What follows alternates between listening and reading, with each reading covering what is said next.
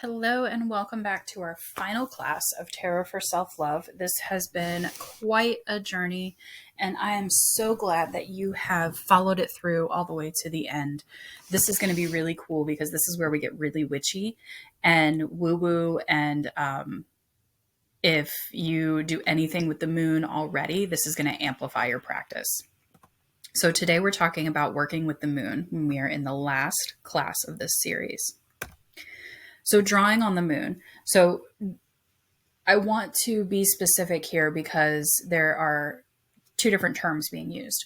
So drawing down the moon is a common practice in a lot of pagan religions where you, on the full moon or any moon phase, honestly, draw that energy into you and embody the goddess energy.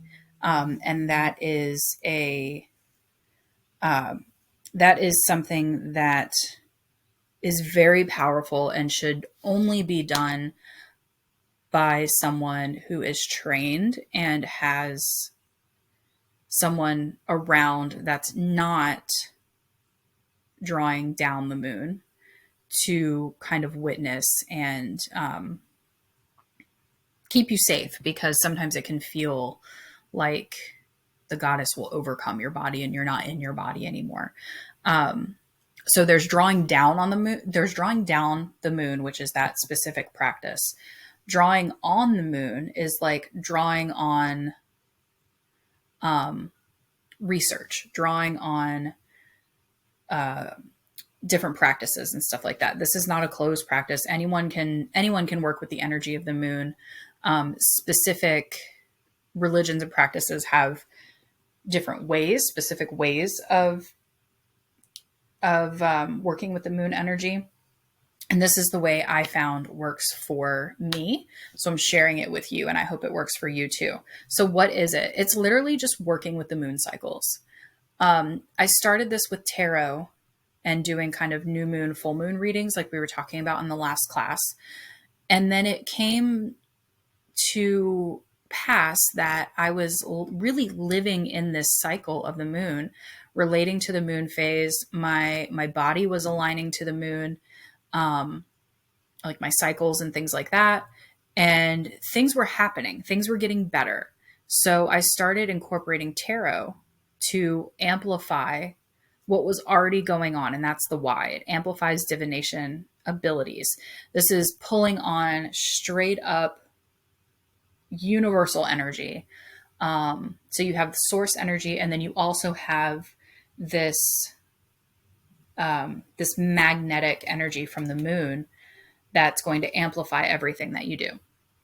And how do we do this? We talked about intentional breath work in the last class and focus, that we're going to continue this. This is just like doing an intentional spread. And then when do we do this? You can have a schedule like new moon, full moon, or waning moon, waxing moon, or only on the full moon or only on the new moon, whatever you want. You can have it as a schedule,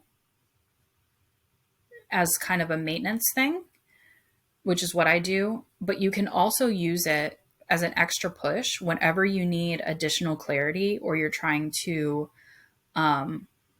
get out of a rut. You're trying to make moves. So here's the moon phases and what they mean, what you can use them for.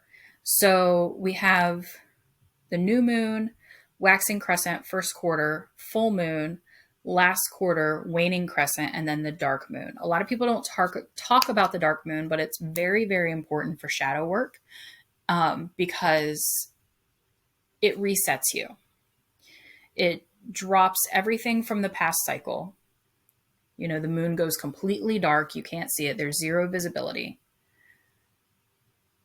So it drops all of that energy from the previous cycle and lets you reset and reflect on what you learned and what went well, what went wrong, any of that.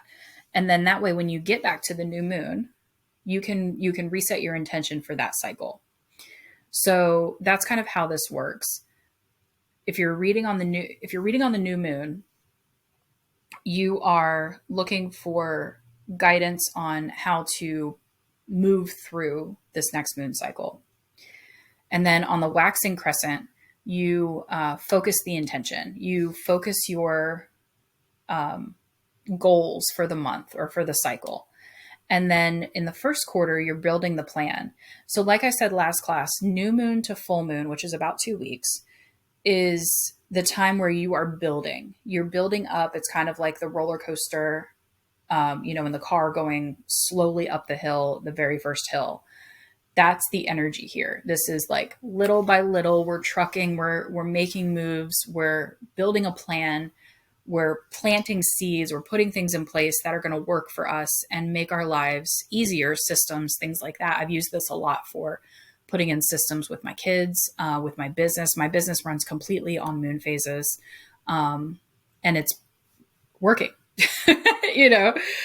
So I build plans. This is when I would study new things, or not even, no, sorry, not study new things.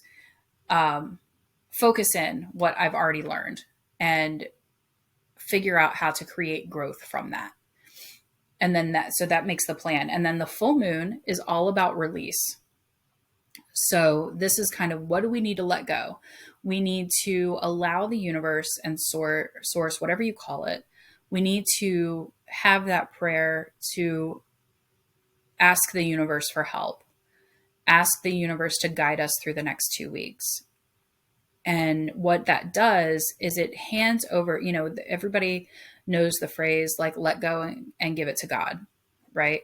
Give it to God, he'll handle it, that kind of thing. That's exactly what this energy is, but on a wider, more spiritual scale, instead of focusing on the one monotheistic God.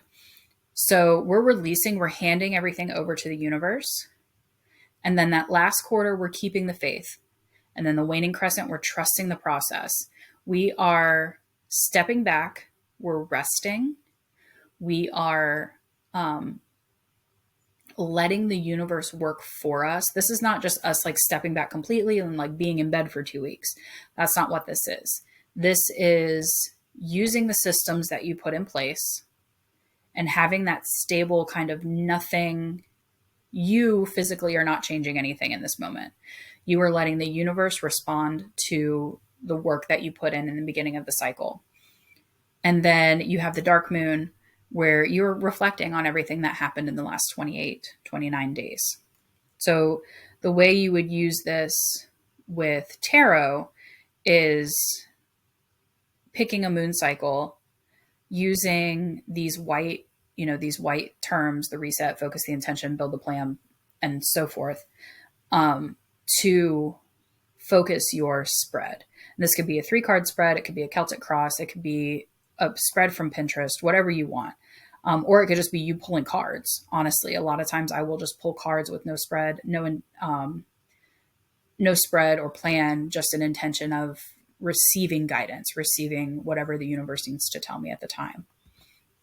So this is how you elevate your self-love. You use the tools available to you. You do the shadow work. You read the cards. You journal. You meditate. You do the things, right? You do the actions.